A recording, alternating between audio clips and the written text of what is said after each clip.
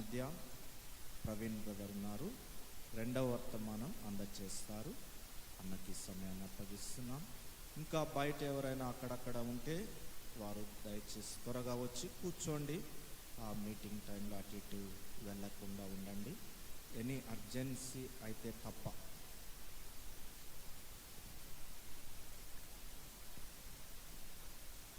ప్రభునందు ప్రియమైన దేవుని బిడ్డలైన మీ అందరితో కలిసి దేవుని వాక్యాన్ని ధ్యానం చేసే తరుణం దేవుడు నాకు ఇచ్చినందుకే దేవునికి నేను వందనస్తుడనై ఉన్నాను. గత రాత్రి నుంచి కూడా మనం దేవుని మందిరం మనుషుల్లో ఎలాంటి ఆలోచనతో ఉందో, బైబిల్ గ్రంథంలోని సగభాగము కంటే ఎక్కువ పుస్తకాలు ఆ మందిరాన్ని గురించి, మందిరం చుట్టూ ఉన్న పరిస్థితుల గురించి మాట్లాడుతూ ఉండగా, దేవుని పిల్లలమైన మనం దేవుని యొక్క వాక్యాన్ని అర్థం చేసుకొని ఆ ప్రకారంగా మన జీవితాలు కట్టుకోవటం ఎంతైనా మంచిది. జకరయ తన యొక్క ప్రవచనాలు ఎత్తి మాట్లాడుతూ అంటాడు, ఇదిగో మీ రాజు వస్తూ ఉన్నాడు. ఆయన గాడిదను గాడిద పిల్లను తన భారవాహకముగా చేసుకొని ఆయన వేంచేస్తూ ఉన్నాడు. జకరయ గ్రంథం 9వ అధ్యాయంలోని 9వ వచనం మన మూల భాగం. ఈ మీటింగ్లో కొరకై ఏర్పాటు చేసుకున్న భాగం 9వ అధ్యాయంలోని 9వ వచనం. యెరూషలేము నివాసులారా, యూదా నివాసులారా, దేవుని ప్రజలారా, దేవుని పిల్లలారా. జకరయ ఏ సందర్భంలో ఈ మాటలు మాట్లాడుతూ వచ్చాడో మీకు గత రాత్రి నేను స్పష్టంగా జ్ఞాపకం చేస్తూ వచ్చాను. తన పరిస్థితులన్నీ కూడా తారుమారవుతున్న సందర్భాల్లో, 70 సంవత్సరాలు చెరలో వారు మగ్గిపోతూ ఉన్న రోజుల్లో, ఆ అన్య దేశపు రాజులైన బబులోను వారు కానివ్వండి, పారసీకపు రాజులు కానివ్వండి, వారిని భయంకరమైన ఊడిగం చేయించుకుంటున్న రోజుల్లో దేవుని ప్రజలైన వారు ప్రవచనం ఎత్తక మానలేదు. చెరలో ఉన్నప్పుడు ప్రవచనం చేసిన వారు ఉన్నారు, చెరకు ముందు ప్రవచనం చేసిన వారు ఉన్నారు, చెర తరువాత ప్రవచనం చేసిన వారు ఉన్నారు. చెరకు ముందు ప్రవచనం చేసిన ప్రవక్తలు దగ్గరగా మనం వాక్య గ్రంథంలో గమనిస్తే దగ్గరగా ఆల్మోస్ట్ మనకు 10 కంటే ఎక్కువ మంది కనబడతారు. చెరలో ఉన్నప్పుడు దానియేలు, యెహెజ్కేలు వీరు మాట్లాడిన మాటలు మనకు ఎక్కువగా కనబడతాయి. చెర నుంచి బయటికి వచ్చిన తరువాత చివరి 3 పుస్తకాలు హగ్గై, జకర్యా, మలాకి, ఈ 3 పుస్తకాలు కూడా మాట్లాడుతూ వచ్చిన విషయం ఏమిటి అంటే, దేవుని మందిరం తిరిగి మనం కట్టుకోవాలి, నిలబడాలి. మనం గమనించండి, వీరు చేసిన పాపానికి ప్రతిఫలంగా మీ యొక్క పితరులు కానివ్వండి, మీ తాత ముత్తాతలు కానివ్వండి, మీ యాజకులు, మీ పాస్టర్ గారులు కానివ్వండి, మన భాషలో చెప్పాలంటే మీ దేవుని సేవకులు కానివ్వండి, దేవుని ప్రజలు కానివ్వండి, ప్రజల ప్రధానులు కానివ్వండి, వీరందరూ కూడాను ఏకదాటిగా అదే పాపాన్ని మళ్ళా దేవుణ్ణి చేసి విసిగిస్తూ వచ్చారు. నేను విసిగిపోయాను, మీ జీవితాలతో నేను విసిగిపోయాను. మీ జీవితాలు ఒకప్పుడు ఏ విధంగా ఉండేవి అంటే, ఈ రోజున ఉదయకాలం మాట్లాడిన ప్రాంతం నుంచి మనం కంటిన్యూ చేద్దాం. దేవుడు మరొకసారి మాట్లాడుతున్నాడు. 8వ అధ్యాయానికి వద్దాం మళ్ళొకసారి. జకర్యా గ్రంథం 8వ అధ్యాయం. జకర్యా గ్రంథం 8వ అధ్యాయంలోని మాట నేను చదువుతున్నాను.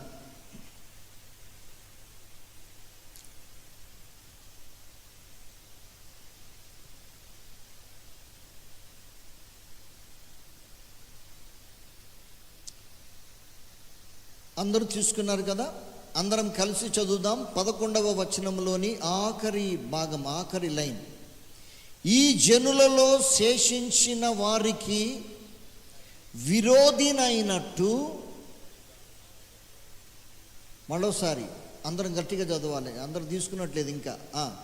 ఈ జనులలో శేషించిన వారికి విరోధినైనట్టు ఇప్పుడు విరోధిగా నేను ఇక మీదట ఉండను. చెర నుంచి బయటకు వచ్చారు వాళ్ళు. ఇక్కడికి 70 సంవత్సరాలు చెరలో శ్రమను అనుభవించిన తరువాత ఇక మీదట నేను మీకు ఇబ్బందికరంగా ఉండను. మీరు నా ప్రజలు, నా సొత్తు. రోషపడుతున్నాను మిమ్మల్ని చూచి. ఎవరో మిమ్మల్ని బాధ పెడుతూ ఉంటే నేను చూచి ఓర్వలేను, తట్టుకోలేను. నేను అది నా వల్ల కాదు అంటాడు దేవుడు. కాబట్టి దేవుడినైనా నేను నిన్ను ఏర్పరచుకొని ఏరి కోరి ఎన్నుకున్న ప్రజలైన మీరు నా ప్రజలుగా, నా కొరకు నిలబడిన ప్రజలుగా మీరు ఉండగా, మీరు చేసిన, మీ పితరులు చేసిన, మీ పూర్వ దినములలో మీరు చేసిన దానికి ప్రతిఫలముగా దేవుని మందిరాన్ని వారు కూలగొట్టారు. దేవుని మందిరం రూపురేఖలు లేకుండా పోయాయి. కాబట్టి ఇప్పుడు మీరు ఆ మందిరాన్ని తిరిగి కట్టుకోండి అని మాట్లాడుతూ ఒక ప్రాముఖ్యమైన మాట ఇక్కడ జకర్యా చెప్తున్నాడు. ఇక 13వ వచనానికి వస్తున్నాం మనం. క్షమించండి, 12వ వచనానికి వస్తున్నాం. నేను ఇక మీదట మీకు విరోధినై ఉండను. 12వ వచనం, సమాధాన సూచకమైన ద్రాక్ష చెట్లు, సమాధాన సూచకం, ఫలింపు. మీ జీవితాలు ఫలభరితమైపోతాయి. ఇక మీదట ఫలింపు, ఆ యొక్క చెట్లు ఫలించినట్లుగా ఫలిస్తారు మీరు. భూమి పండును, ఆకాశము మంచు కురియును. ఈ జనులలో శేషించు వారికి ఏమంట, వీటన్నిటినీ నేను స్వాస్థ్యముగా ఇత్తును. నా ప్రజలారా, మేలును మీ కొరకే దాచిపెట్టాను. మిమ్మును ఇబ్బంది పెట్టదలుచుకోలేదు. ఇంతవరకు మీకు బుద్ధి పాఠం నేర్పించడానికి మేము ఇతరులకు అప్పగించాను. ఆ అన్యరాజులు మిమ్మల్ని నూర్చి సరిచేసిన తరువాత మీ జీవితాలు సరిచేసుకొని దేవుని దగ్గరికి వస్తూ ఉన్నారు. మీరు ఇప్పుడిక మీ జీవితాల్లో మార్పు వచ్చింది. ఇప్పుడు మీరందరూ కలిసి ఇప్పుడు ప్రార్థన చేస్తున్నారు. నెహెమ్యా గ్రంథం, నెహెమ్యా చెప్తున్నాడు ఈ మాట.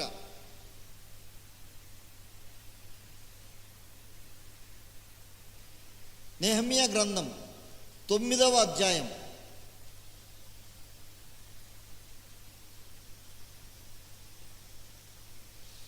అందరూ తీసుకునండి. నెహెమ్యా గ్రంథం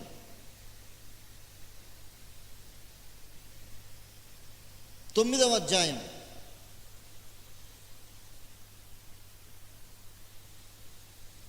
చెరలోకి వెళ్ళిన 70 మంది యవనస్తులలో ఈ యవనస్తుడు ఒక యవనస్తుడు. ఎవరెవరు ఉన్నారు చెప్పండి? చెరలో ఎవరెవరు ఉన్నారని చెప్పాను నేను. కొన్ని పేర్లు చెప్పాను నిన్న రాత్రి. దానియేలు, షద్రకు, మెషకు, అబేద్నెగో, ఎజ్రా, జెరుబ్బాబెలు,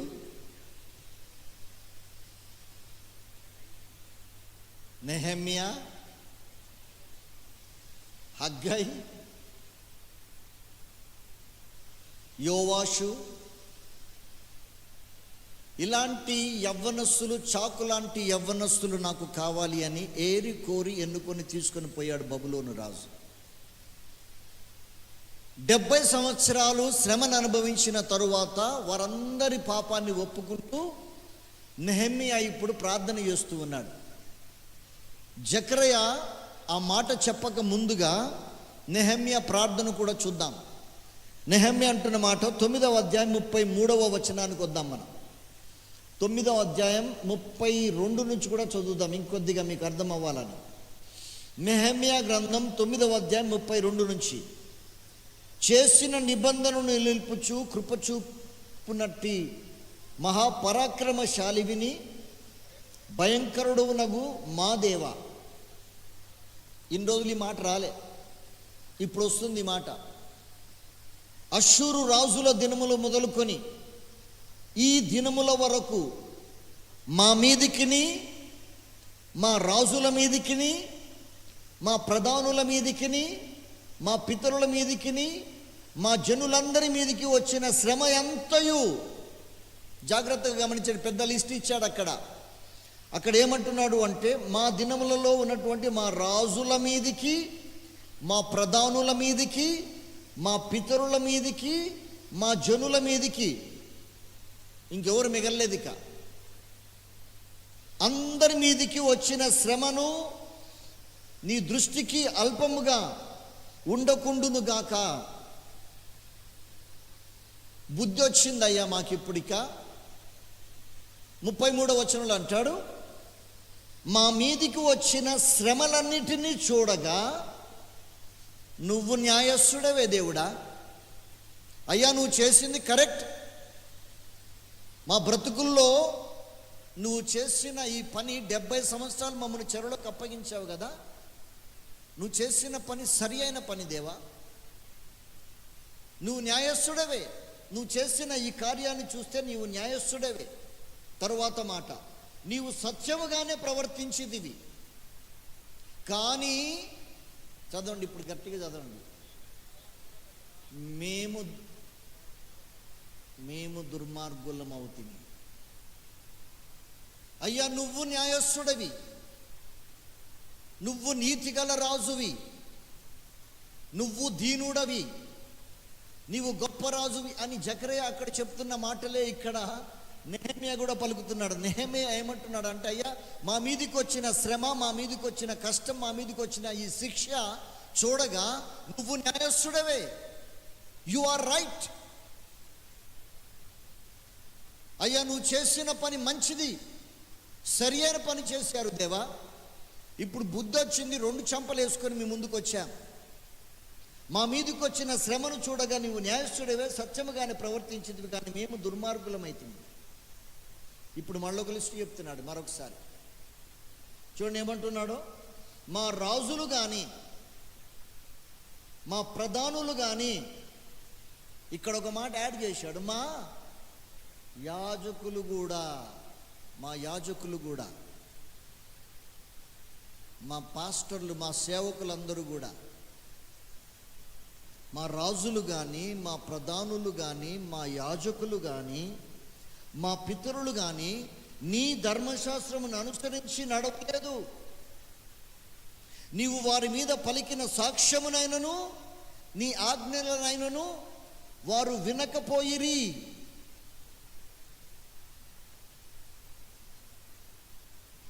అయ్యా నువ్వు చేసిన పని సరి అయింది, మా మీదకి వచ్చిన ఈ శిక్ష సరి అయిన శిక్షే, నీవు న్యాయస్థుడవు ప్రభు. ఇక దీంట్లో మేము తప్పించుకునేది ఏమీ లేదు, మేము చేసిన దానికి ప్రతిఫలం అనుభవిస్తున్నాం ఇప్పుడు. కాబట్టి మా జీవితాలు పూర్తిగా నాశనం అయిపోయాయి. అయ్యా మా దేశమంతా పూర్తిగా నాశనం అయిపోయింది. అయ్యా మా దేశంలో కాల్చి కూల్చి చెత్తగా చేయబడి ఉంటే, అయ్యా మేము చేయగలిగేది ఏముంది? మా కంట్లో దుఃఖం తప్ప, మా బాధ తప్ప, మా గుండెల్లో ఉన్న బరువు ఎవరు చూడగలరు? నెహెమ్యా అలా కనబడుతున్నావేంటి? నువ్వు రోజు బాగుండేవాడివే. నెహెమ్యా ఆ దేశంలోకి వచ్చి ఆ 70 మంది యవనస్తులు, అందులో ప్రాముఖ్యమైన వీరు మాత్రం ఉన్నతమైన స్థలాల్లోకి వచ్చి రాజుగారికి గిన్నె అందించేవాడట. ద టాప్ ర్యాంక్ జాబ్ అన్నమాట. ఒక రాజ్యంలో రాజుగారి చేతికి గిన్నె అందించటం అంటే రాజుగారి జీవితమే వాడి చేతిలో ఉన్నట్టు. ఒక్క చుక్క విషం కలిపిన రాజుగారి సంగతి అంతే. కాబట్టి అందరికి ఇవ్వరండి అలాంటి మంచి మంచి ఉద్యోగాలు, అందరికి ఇవ్వరు. చాలా నమ్మకస్తులైన వారికి, చాలా వినయం విధేయత కలిగిన వారికి, చాలా రాజుగారికి దగ్గరగా ఉన్న వారికి మాత్రమే అలాంటి ఉద్యోగాలు ఇస్తారు. ఆ ఉద్యోగం ఎవరికి వచ్చిందంటే ఇప్పుడు నెహెమ్యా తీసుకున్నాడు. నెహెమ్యా రాజుగారికి గిన్నె అందించేవాడు. ప్రతిరోజు పోయి రాజుగారికి గిన్నె అందిస్తూ ఉంటే రాజుగారు చూసి, ఒరే ఏంట్రా నువ్వు ఈరోజు ఇట్లా ఉన్నావు అని అడిగాడు. 2వ అధ్యాయంలో కనబడుతుంది. అది నెహెమ్యా గ్రంథం 2వ అధ్యాయంలో కనబడుతుంది. ఏంటి బాబు నువ్వు ఇలా కనబడుతున్నావేంటి? ఈ రోజు నాకు మంచిగా ఉంటావే, సరదాగా ఉంటావే, మాట్లాడుతుంటావు, నవ్వుతూ ఉంటావు, ఏదేదో మాట్లాడుతుంటావు, నన్ను కొద్దిగా నవ్విస్తూ ఉంటావు, నన్ను ఉత్తేజపరుస్తూ ఉంటావు. అలాంటి వాడు నువ్వేంటి ఈ రోజున కొద్దిగా ఏదో దిగాలుగా కనబడుతున్నావు?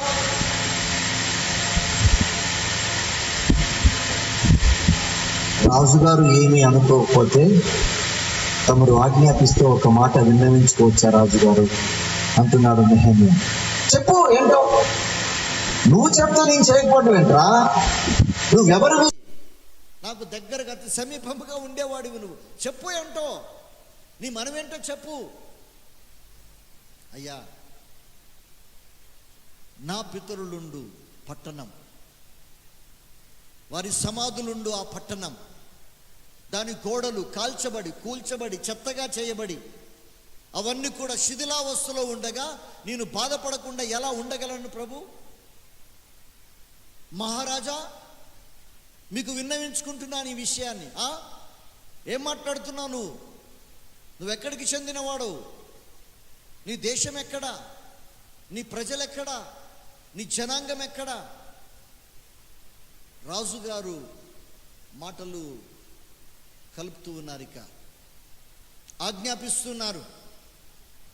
నెహెమ్యాను పంపించండి, ఎజ్రాను పంపించండి, జెరుబ్బాబేలును పంపించండి. వీరందరూ కూడా టాప్ ర్యాంక్స్లో ఉన్న ఆఫీసర్స్, ఆ రాజ్యములో ఉన్నటువంటి అతి ప్రాముఖ్యమైన స్థలములో ఉన్నటువంటి టాప్ ర్యాంక్ ఆఫీసర్స్ వీళ్ళందరూ కూడా. అందుకనే పూర్తి బాధ్యతలు వారికి అప్పగించాడు. ఎజ్రా, నెహెమ్యా, జెరుబ్బాబేలు, మీరు బయలుదేరండి, మీరు వెంటనే వెళ్ళండి మీ దేవుని మందిరాన్ని. వెంటనే తిరిగి వెళ్ళిన తరువాత ఇశ్రాయేలు ప్రజలకు నిన్నటి రోజున నేను చెప్పినట్టుగా మొట్టమొదటిగా గుడారాన్ని వేసేవారు.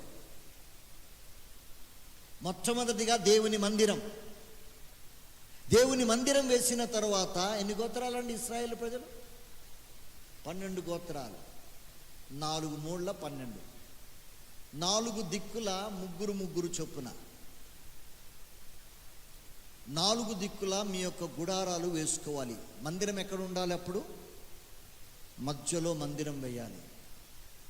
మందిరం చుట్టూ మీ గుడారాలు వేసుకోవాలి. మీరు వెనక్కి వెళ్ళగానే మొట్టమొదటిగా మీరు చేసే పని ఏంటో నాకు తెలుసు కాబట్టి మొట్టమొదటిగా మందిరం కట్టండి, మందిరానికి పునాది వేయండి. ఆ తర్వాత మీ ఇండ్లు కట్టుకోవచ్చు మీరు. రాజాజ్ఞ అయింది. రాజుగారు అన్నారు, ఇగో డబ్బులు కూడా ఇవ్వండిరా వీళ్ళకి, మన ఖజానాలో నుంచి ఇవ్వండి, ఇంకెక్కడ ఉంటే తీసి ఇవ్వండి వాళ్ళకి.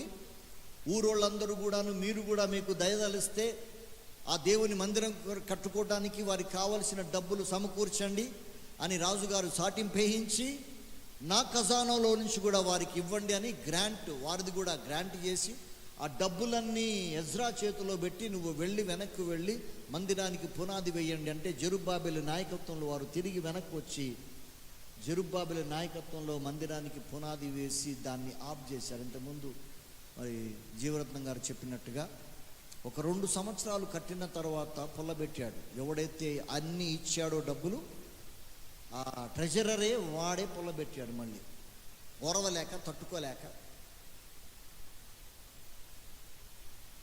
అప్పుడు జకరియా మాట్లాడుతున్నాడు, ధైర్యం తెచ్చుకోండి, బలంగా ఉండండి, ఎందుకు బాధపడుతున్నారు, ఎందుకు భయపడుతున్నారు, ఎందుకు వెనక్కి అడుగేస్తున్నారు? మీరు చేసే పని బాగాలేదు, మీరు చేసే పద్ధతి బాగాలేదు. లేదు మీరు చేయాల్సిన పని ఇది కాదు. దేవుని మందిరాన్ని మనం కట్టాల్సిందే. దేవుని మందిర పనికి మనం పూనుకుందాం రండి. ఒక ప్రక్క జెరుబ్బాబేలు మాట్లాడుతున్నాడు, ఇంకో ప్రక్క ఎజ్రా మాట్లాడుతున్నాడు, ఇంకొక ప్రక్క నెహెమ్యా మాట్లాడుతున్నాడు. ఈ మధ్యలో హగ్గై, జకర్యాలు కూడా మాట్లాడుతున్నారు. ప్రవక్తలైన హగ్గై మాట్లాడుతున్నాడు, అయ్యా మీ ఇంటేసుకుంటున్నారేంటి? ఆగండి. దేవుని మందిరం పాడై ఉండగా, దేవుని మందిరం పూర్తిగా కట్టబడకపోయి ఉండగా మీరు సరంబి వేసిన ఇండలో మీరు నివసించడానికి ఇది సమయమా అని మాట్లాడుతున్నాడు హగ్గై. మీరు ఎవరు కూడా పోయి కొండలెక్కలేదే, మ్రాణులు మోసుకొని రాలేదే, దేవుని మందిరం కట్టబడకూడదా?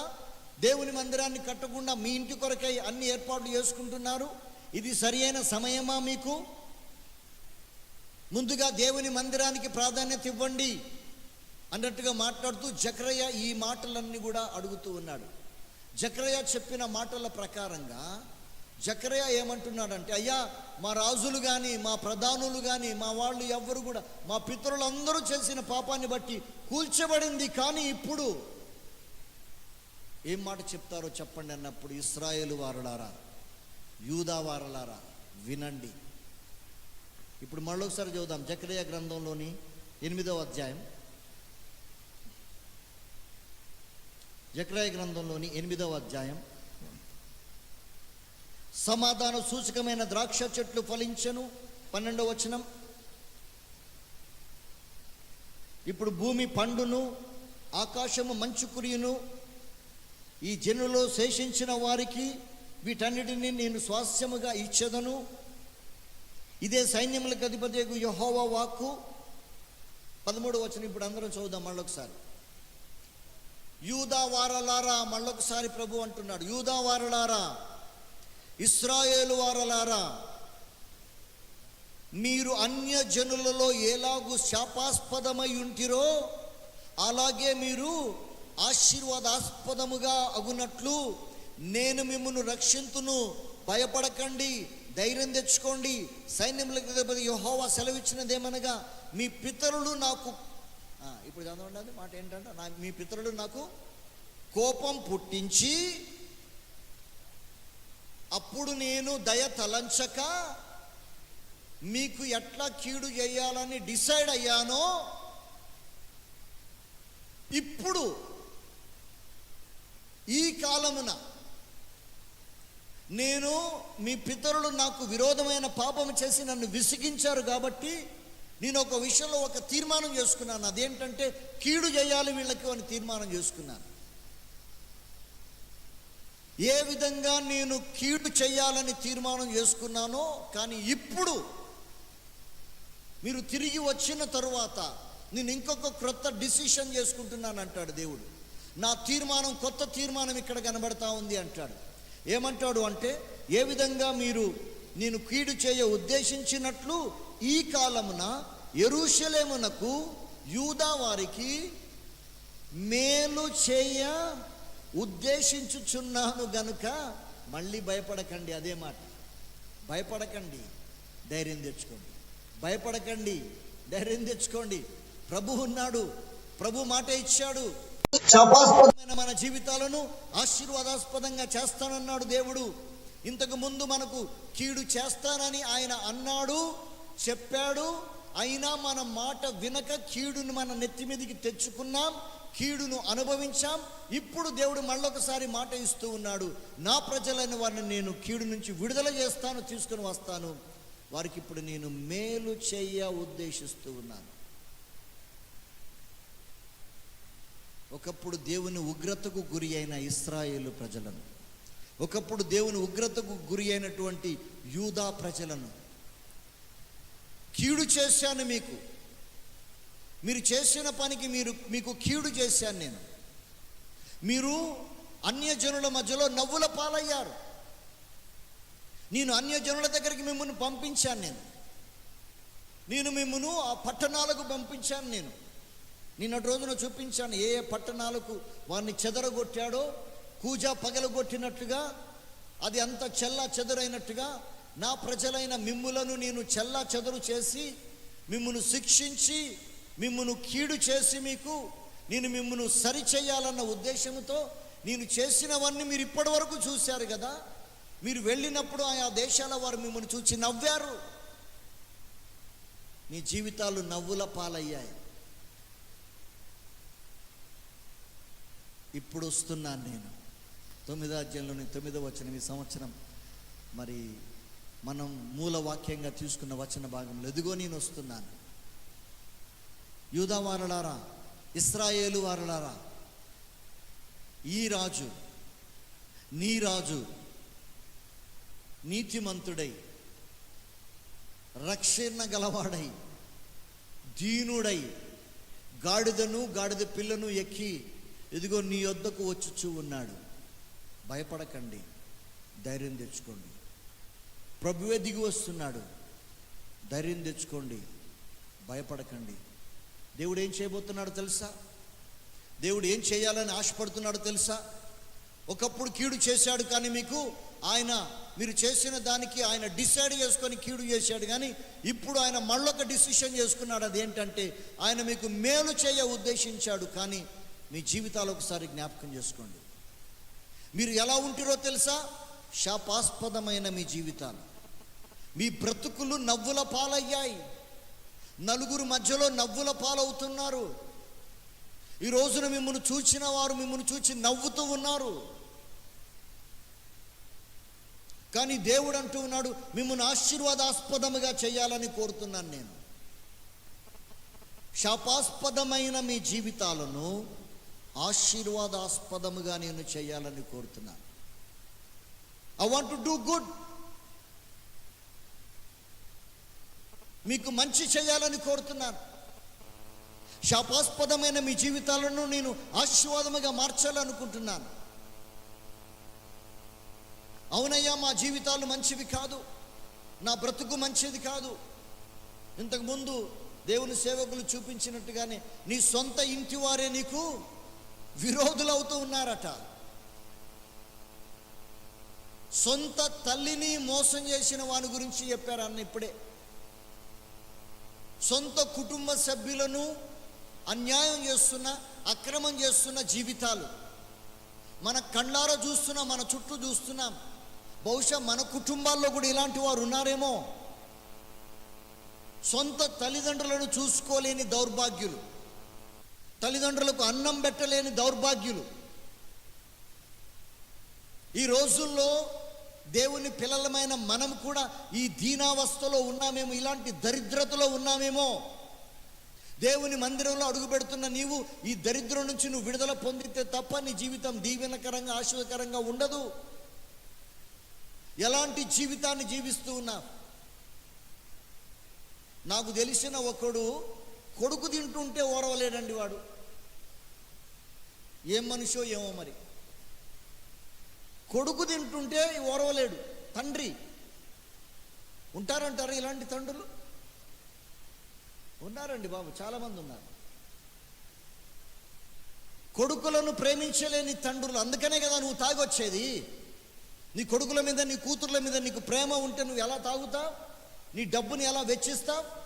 నీ డబ్బుని ఎలా అలా వాడేస్తావు అడ్డగోలుగా? సొంత ఇంటి వారిని మోసం చేసి శాపగ్రస్తులైతున్నవారు. అయ్యా, నా ఇంటి వారినే, సొంత వారినే నేను మోసం చేశానయ్యా, నా బ్రతుకు శాపం అయిపోయింది అంటున్నాడు.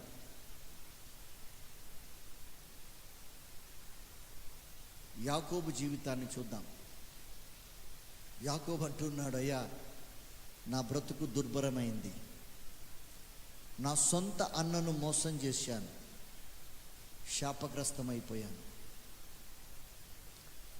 బైబిల్లో రాయబడిన మాట ఏంటో తెలుసా? నీ సొంత అన్నను నువ్వు మోసం చేశావని నీ సొంత అన్న నిన్ను చంపాలనుకుంటున్నాడు అంటాడు. ఆ తల్లి చెప్తా ఉంది, మీ సొంత అన్న నిన్ను చంపాలనుకుంటున్నాడు. అయ్యా నా జీవితం శాపగ్రస్తమైపోయింది, మరణానికి పాత్రుడనయ్యాను. పాపము వలన వచ్చు జీతము మరణము. కాబట్టి నా జీవితంలో మరణం ప్రాప్తించింది. ఇప్పుడు నాకు మరణావస్థలోకి వచ్చాను నేను అంటున్నాడు యాకోబు. అయ్యా శాపగ్రస్తమైపోయింది నా జీవితం. పాపము చేత నేను శాపానికి లోనైన వానిగా తయారైపోయాను. ఆ శాపము చేయబట్టి నేను పాపానికి లోనైన వాడనై నేను తండ్రిని మోసం చేశాను, నా అన్నను మోసం చేశాను, నేను దౌర్భాగ్యమైన బ్రతుకులోకి వచ్చాను. మరణం పొంచి ఉంది నాకు ఒక మార్గం లేదు ఇక. అయ్యా నా జీవితం దుర్భరమైపోయింది. ఆ రోజు మొదలుకుంటే ఇక పరుగు తీస్తున్నాడు, ఇక పరుగులెత్తుతూ ఉన్నాడు. పరుగులెత్తే జీవితాలు, శాపగ్రస్తమైన జీవితాలు అనగా యాకోబు ఇప్పుడు పరుగులెత్తుతూ ఉన్నాడు. ఇక ప్రాణం కాపాడుకోవాలని పరిగెత్తుతున్నాడు. ఈ రోజుల్లో చాలామంది పరుగులెత్తుతూ ఉన్నారు కదా. ఆహారం కోసం పరుగులెత్తుతూ ఉన్నారు. ఉద్యోగాలు అంటూ పరుగులెత్తే జీవితాలతో మాట్లాడుతున్నాను నేను. ప్రియమైన దేవుని బిడ్డలారా, మనం దేనికి ప్రాధాన్యత ఇస్తూ ఉన్నాం? ఓ ఉద్యోగం ఉద్యోగం ఉద్యోగం అని దేవునికి సమయమే లేదు, దేవుని మందిరానికి సమయమే లేదు, దేవుని సన్నిధికి నీ దగ్గర సమయమే లేదు. పరుగులెత్తుతూ ఉన్నావు, పరుగులెత్తుతూ ఉన్నావు, పరుగులెత్తుతూ ఉన్నావు. దేని కొరకంటే సంపాదించుకోవాలి, తినాలి, త్రాగాలి, సుఖించాలి. ఓ నా ప్రాణమా, తినుము, తాగుము, సుఖించుము అనే దౌర్భాగ్యమైన బ్రతుకులో నువ్వు జీవిస్తున్నావు ఈ రాత్రి. నీకు దేవుడన్న భయం లేదు, దేవుని యొక్క ఆలోచన లేదు, దేవుని సన్నిధన్న తలంపు అసలే లేదు నీ జీవితంలో. ఇలాంటి దుర్భరమైన బ్రతుకులో నీవు ఉన్నావు. యాకోబు అదే జ్ఞాపకం చేస్తున్నాడు. అయ్యా, ఇక పరుగెత్తుతున్నాను. దేని కొరకు పరుగెత్తుతున్నావు అంటే, నా ప్రాణం దక్కించుకోవాలని పరిగెత్తుతూ ఉన్నాను. ఆ రాత్రి తలగడ మీద ఒక రాయిని తలగడగా చేసుకున్నాడు. ఆశీర్వాదాలు సంపాదించుకుందామని ప్రయత్నం చేసిన యాకోబు ఆశీర్వదింపబడిన వాడిగా ఉన్నాడు, కానీ ఆశీర్వాదాన్ని అనుభవించలేని వాడిగా ఉన్నాడు యాకోబు. ఎంత దౌర్భాగ్యత అండి! ఈ రోజున్న చాలామంది రక్షింపబడిన వారు ఆ రక్షణ ఆనందాన్ని, రక్షణలో వచ్చే ఆ మేలును అనుభవించక ఇంకా ఆ కష్టాల్లో, ఆ ఇబ్బందుల్లో, దానిలో తనములకనైపోతున్నాం మనం. అదేవిధంగా యాకోబు కూడా పరుగులెత్తుతూ ఉన్నాడు. ఇప్పుడు ఇక దీవెనలు చేతిలో ఉన్నాయి, కానీ పరుగులెత్తుతూ ఉన్నాడు. ఎడారిలో వెళ్ళాడు. ఎడారి బతుకైపోయింది యాకోబుది. చిమ్మ చీకటి కమ్మింది. ఆ చీకటిలో ఎక్కడున్నాడో తనకే అర్థం కాదు. గమ్యం తెలియక, దారి తెలియక అగమ్య గోచరం అయిపోయింది యాకోబు జీవితం. శాపగ్రస్తమైన యాకోబు జీవితం మరొకసారి జ్ఞాపకం చేస్తున్నాను. శాపగ్రస్తమైన యాకోబు జీవితంలో ఏం మిగిలింది అంటే ఆ ఎడారి మిగిలింది. ఏం మిగిలింది యాకోబు జీవితంలో అంటే ఆ చీకటి కనబడతా ఉంది. ఏం కనబడతా ఉంది యాకోబు కంటే? నిద్రపోవటానికి సరి అయిన పరుపు కూడా లేదు యాకోబుకి.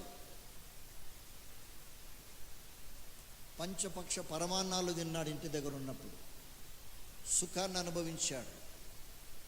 ఇప్పుడు యాకోబు ఎప్పుడైతే పాపం చేస్తూ వచ్చాడో, ఎప్పుడైతే శాపం తన మీదికి తెచ్చుకున్నాడో, శాపాస్పదమైపోయింది తన జీవితం. పరుగులెత్తుతూ ఉన్నాడు, చీకటిలో సంచరిస్తూ ఉన్నాడు, ఎడారి బ్రతుకైపోయింది, రాళ్ల మీద బ్రతుకుతూ ఉన్నాడు. తన జీవితం పరుగు పరుగు పరుగు పరుగు అన్నట్టుగానే కనబడతా ఉంది. మోసం చేసిన వాడిని మళ్ళీ మోసం చేశాడు మామ కూడా. తను బాగా ప్రేమించిన రాహేలును కాకుండా లేయాను అంటగట్టాడు. చాలా తెలివిగా మామగారు ఏమన్నాడంటే, ఇది మా దేశ ఆచారం కాదు అని. మరి ముందు తెలియదా నీకు? పెద్దదానికి పెళ్లి చేయకుండా దీనికి పెళ్లి ఎట్లా చేస్తానన్నావు? బాప్ 1 నెంబరీ హోతో బెటా 10 నెంబరీ అన్నట్టుగా నువ్వు మోసం చేస్తే నిన్ను మోసం చేసేవాడు ఇంకొకడు ఉండడా? మోసపూరితమైన బ్రతుకు, శాపాస్పదమైన జీవితం. యాకోబులో ఏం కనబడతా ఉందంటే శాపాస్పదమైన బ్రతుకు కనబడతా ఉంది. తింటున్నాడు కానీ ఎక్కట్లే, పనిచేస్తున్నాడు కానీ సంపాదించిన జీతమంతా హగ్గై చెప్పినట్టుగా చిరిగిపోయిన సంచిలో వేసినట్టుగా కారిపోతా ఉందంట. జీతం తీసుకొని బయటికి రాగానే అప్పులోడు వచ్చి ఎదురుగా నిలబడతాడు. కొద్దిగా ముందుకు రాగానే గిరిగిరి వడ్డీ వాడు నిలబడతాడు. చిరిగిపోయిన సంచి అంటే ఏమర్థమైందండి భావం? చిరిగిపోయిన సంచి అంటే నువ్వు జీతం తీసుకొని ఇంటి దగ్గర దాకా కూడా నీ జీతం రాదట, మధ్యలోనే అయిపోతాయి మొత్తం. ముందే వాడు ఫస్ట్ బ్యాంక్ కోడ్ కటింగ్ పెడతాడుగా, బ్యాంక్ కోడ్ డబ్బులు వాడు తీసేసుకుంటాడు. నువ్వు బయటికి రాగానే మిగతా అప్పులు లైన్గా వస్తారు. ఇక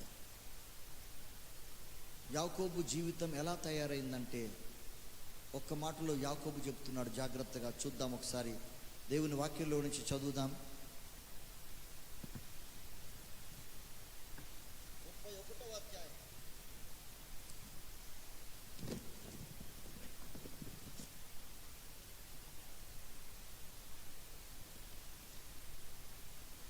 ఆదికాండ గ్రంథం 31వ అధ్యాయం.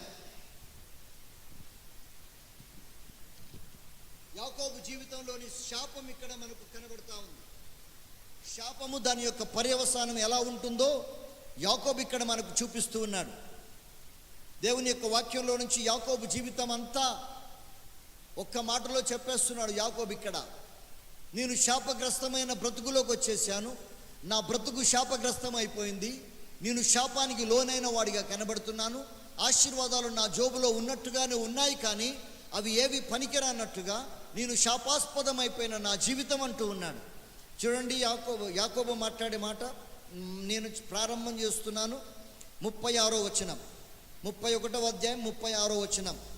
యాకోబు కోపపడి లాబానుతో వాదించి అతనితో ఇట్లంటూ ఉన్నాడు, మండిపడి నన్ను తరమనేలా. యాకోబు జీవితం శాపగ్రస్తమైన జీవితం ఇప్పుడు ఏమవుతా ఉందంటే తరుముతా ఉన్నారు, కుక్కను తరిమినట్టుగా తరుముతా ఉన్నారు అన్నమాట. ఏమైపోయింది నా జీవితం అంటే యాకోబు చెప్తున్నాడు, నన్ను తరుముతూ ఉన్నావేంటి? ఆ తరువాత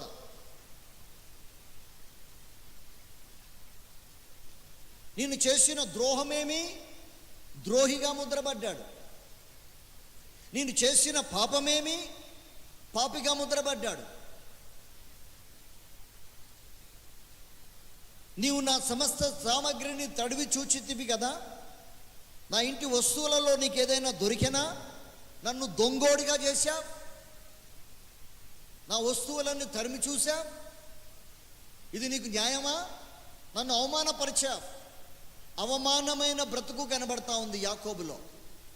యాకోబులో ఎక్కడ కూడా మనస్సు నెమ్మది లేని జీవితం కనబడతా ఉంది. ఈ 20 సంవత్సరాలు నీ దగ్గర ఉన్నాను. 38వ వచనం చదువుదామా అందరూ, ఇద్దరు రాకుండా. ఏందంట? గట్టిగా చదవండి. ఈ 20 ఏండ్లు నీ దగ్గర ఉంటిని, నీ గొర్రెనైనను మేకనైనను నేను ఈచుకొని పోలేదే, నీ మంద పొట్టేళ్లను నేను తినలేదే.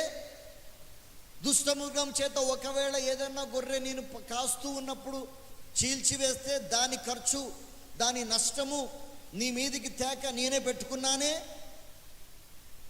పగటి యందు దొంగిలించబడిన గొర్రెలకు, రాత్రి యందు దొంగిలించబడిన ఆ దొంగలు ఎత్తుకుపోయిన ఆ గొర్రెలకు కూడా నువ్వు నా యొద్ద వసూలు చేసుకున్నావే. అంటే యాకోబు జీవితం ఎక్కడ నెమ్మదిగా ఉందో చెప్పండి. ఇప్పుడిక శాపాస్పదమైపోయాడు యాకోబు. ఎప్పుడైతే మోసపూరితమైన బ్రతుకులో ఉన్నాడో యాకోబు జీవితం శాపాస్పదమైపోయినట్టుగా కనబడతా ఉంది ఇక్కడ. నా బ్రతుకేంటో నాకే అర్థం కావట్లేదు. ఇంతకాలం నేను పనిచేశాను, నా ఉద్యోగ జీవితం అంతా కూడా నేను చివరికి సంపాదించుకుంది ఏంటంటే ఒక పాపిరిగా ముద్ర సంపాదించుకున్నాను, ఒక ద్రోహిగా ముద్ర సంపాదించుకున్నాను. నేను చేసిన ద్రోహమేమి, నేను చేసిన పాపమేమి? నా సామగ్రి అంతా తడివి చూచి నన్ను దొంగోని చేశావు, నన్ను అవమానపరిచావు, నువ్వు చేసుకున్న పనేంటి అని లాబానుతో చెప్తున్న మాట తన జీవితం యొక్క పరమార్థం. యాకోబు ఎలా తయారయ్యాడు అంటే శాపగ్రస్తమైపోయింది నా బ్రతుకు, ఆ నష్టము నేనే పెట్టుకుంటుని, నువ్వు నా దగ్గర లెక్కగట్టి పుచ్చుకున్నావు, గల్లబట్టి వసూలు చేశావు నా దగ్గర అంటున్నాడు అన్నమాట. ఆ తర్వాత ఏమంటాడు? పగటి ఎండకు రాత్రి మంచుకు నేను క్షీణించిపోయాను, నా మాంసం ఉడికిపోయింది.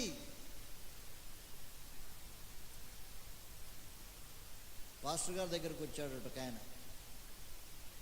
పాస్టర్ గారు, సేవ చేయాలని నాకు పిలుపు వచ్చిందండి, నేను సేవ చేయాలనుకుంటున్నాను అని వచ్చాడట ఆయన గారు. పాస్టర్ గారు ఒక మంచి రసాల మామిడి పండిచ్చి, తినండి అయ్యా, మాట్లాడుకుందాం లేండి అని చెప్పాడు. అంతా తిని ఆ పీసు కూడా మొత్తం లాగేసి మొత్తం అంతా జుర్రుకున్న తర్వాత దాన్ని పడేయబోతున్నా. పడేస్తారేంటండి?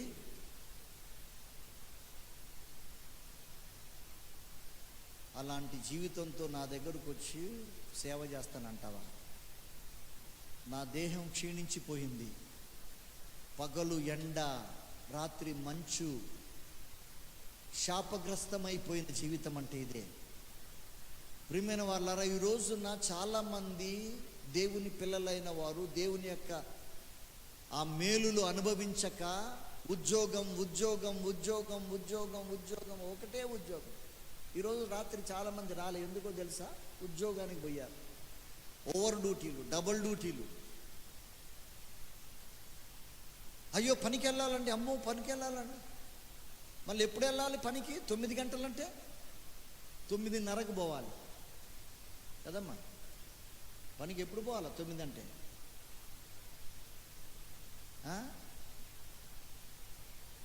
దేవుని మందిరం మీద మాత్రం ఆ శ్రద్ధ, ఆసక్తి కనబడదు. శాపగ్రస్తమైన జీవితాలు. దేవుడు అంటున్నాడు, మీవి శాపాస్పదమైన జీవితాలు మీవి. మీరు శాపం చేత నిండుకొని ఉన్నారు. మీ జీవితాలు చూపిస్తున్నాను ఒకసారి అన్నట్టుగా యాకోబు జీవితాన్ని రాత్రి చూపిస్తూ ఉన్నాడు. యాకోబు జీవితంలో మిగిలిందేంటో చూద్దాం. నిద్ర నా కనులకు దూరమాయను, ఇది వరకు ఇంటిలో నేను 20 ఏండ్లు ఉంటిని. నీ 2 కుమార్తెల నిమిత్తము 14 సంవత్సరాలు, నీ మంద నిమిత్తం 6 ఏండ్లు నీకు కొలువు చేసి తిని, అయినను నువ్వు నా జీతం 10 మార్లు మార్చావు. ఎక్కడ సంతోషం, ఎక్కడ ఆనందం? కటింగ్ల మీద కటింగ్లు, లాస్ ఆఫ్ పేలు. ఇంకా నా జీవితానికి నెమ్మది ఎక్కడిది? శాపాస్పదమైన జీవితం అంటే ఏంటో యాకోబు మాట్లాడుతున్నాడండి. యాకోబు మాట్లాడుతూ అంటాడు, మామా నీ దగ్గర పనిచేశాను కానీ ఎవడు లేడు నా చుట్టూ, నా పక్కన ఎవడు లేడని చెప్పి నువ్వు నా జీతం 10 సార్లు మార్చావు. నా కనులకు నిద్ర లేదు, తిండి సరిగా తినలేదు, నేను నష్టమంతా నేనే పెట్టుకున్నాను. ఏదైనా దొంగిలించబడితే దాని నష్టం నేనే పెట్టుకున్నాను. నా దగ్గర నువ్వు గల్లబెట్టి వసూలు చేశావు. ఇసుక నుంచి నూనె పిండుకున్నావు. మామ నువ్వు చేసింది మామూలుది కాదు. నా బ్రతుకు శాపాస్పదమైపోయిన బ్రతుకు. ఒకవేళ దేవుడుగాన నాకు తోడై ఉండకపోతే, 42వ వచనంలో ఒక చక్కని మాట మాత్రం అన్నాడు. ఓరి మామ, ఒకవేళ దేవుడుగా నాకు తోడై ఉండని ఎడల నిశ్చయముగా నీవు నన్ను. ఎక్కడికి పోయాడమ్మా యాకోబు? ఎక్కడికి పోయాడు? సంపాదించుకుందామని పోయాడు. ఏం సంపాదించాడు? ఎక్కడికి పోయారయ్యా వీళ్ళందరూ? చేపలు పట్టడానికి పోయారు. ఎన్ని చేపలు పట్టారు? రాత్రంతయు శ్రమ పడితి రాలేదు ప్రభు.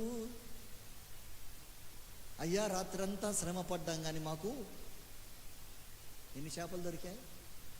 ఒక్క చేప కూడా మాకు. సంపాదిద్దామని పోతున్నావు కదా, ఏం సంపాదిస్తావు? దేవుడు లేకుండా నీ సంపాదన ఏంటి? దేని కొరకు ప్రాకులాడుతున్నావు? జీవితంలో దేని కొరకు నీ ప్రాకులాట? శాపాస్పదమైపోతా ఉంది నీ జీవితం. అర్థమవుతా ఉందా నీకు? దేవుడు అంటున్నాడు, శాపాస్పదమైపోతా ఉంది నీ జీవితం. మామ, ఒకవేళ నేను కొద్దిగా అదమర్చి ఉంటే నన్ను ఒట్టి చేతులతో పంపించేవాడివి నువ్వు. దుర్భరమైన బ్రతుకు. మూలుగుతా ఉందిరా నక్క అంటే మీద తాటికాయ పడ్డట్టుగా మీ అన్న ఎదురొస్తున్నాడని చెప్పాడు ఓడు వచ్చి.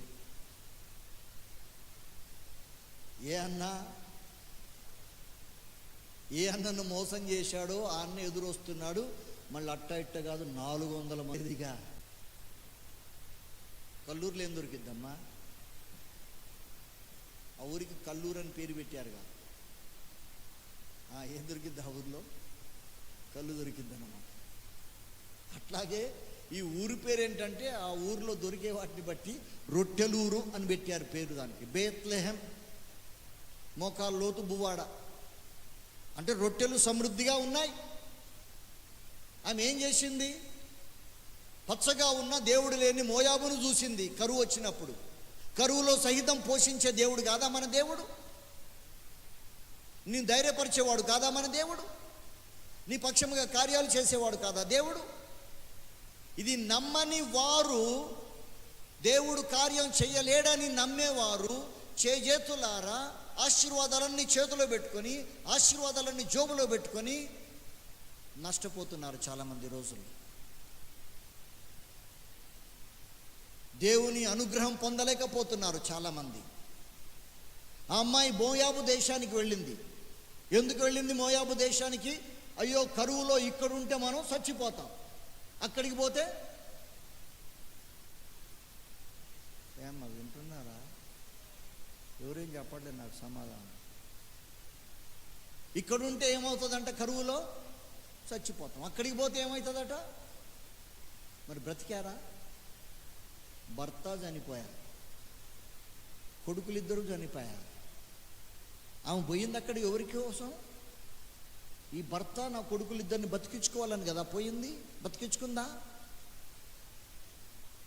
యాకోబు జీవితం అదే కనబడతా ఉంది. శాపాస్పదమైన జీవితాలు. దేవుణ్ణి కలిగి ఉన్నాం మనం, శాపాస్పదమైన జీవితాల్లో ఉంటూ ఉన్నాం మనం. నా ప్రజలైన ఇశ్రాయేలీయులారా, యూదా వారలారా, నా ప్రజలారా, నా సొత్తైన జనాంగమా, నా ప్రజలారా, మీరు శాపాస్పదమైపోతూ ఉన్నారు. మీరు నవ్వుల పాలైపోతూ ఉన్నారు. మీరు ఓ దేవుని ప్రజలంట, చర్చికి పోయేటోళ్ళంట, మీ గురించి బయట నవ్వులు మాట్లాడుకుంటున్నారు.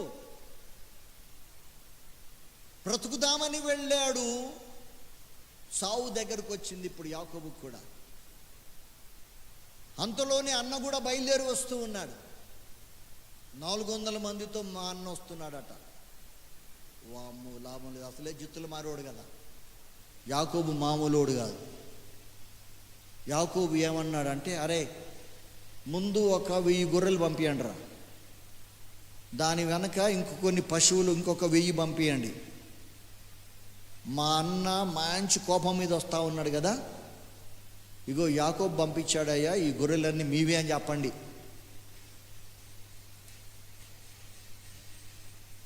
అత్తకి ఎంత కోపమన్నా అత్తకి చీర పెడితే ఇక అట్లనే అనమాట. ఈ గొర్రెలు ఇచ్చేయండి వాడికి, మా అన్నకి ఇచ్చేయండి. మొత్తం భాగాలు చేసుకుంటున్నాడు, అందరినీ భాగాలు చేస్తూ ఉన్నాడు. మీరు అలా వెళ్ళండి, భార్య బిడ్డలు తర్వాత వెళ్ళాలి, ఆ తర్వాత పనోళ్ళు, ఆ తర్వాత వీళ్ళు, ఆ తర్వాత పశువులు, ఆ తర్వాత పక్షులు. తనకున్న యావదాస్తి కూడా మొత్తం డివైడ్ చేసి యాకోబు ఏం చేశాడంటే అందరినీ ముందు పంపించాడు. దేవుని వాక్యంలో రాయబడిన మాట చదువుదాం ఒకసారి. 32వ అధ్యాయం.